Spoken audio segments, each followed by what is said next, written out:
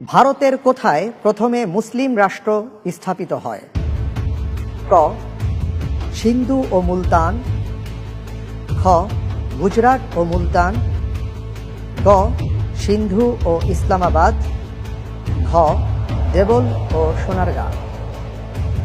ভারতবর্ষ, বিষয়টি মাথায় রাখতে হবে যে ভারতবর্ষের কোথায় প্রথমে মুসলিম রাষ্ট্র স্থাপিত হয়। আপনার সামনে দুটো অপশন রয়েছে। 11 নম্বর প্রশ্নে আমরা জি উত্তর ক সিন্ধু ও মুলতান। লক করে দেব।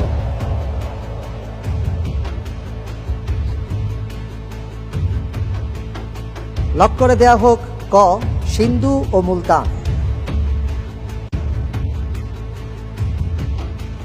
আপনি যে উত্তরটি দিয়েছেন এই 11 নম্বর প্রশ্নের উত্তরে, আপনার উত্তরটি সঠিক হয়েছে। আলহামদুলিল্লাহ।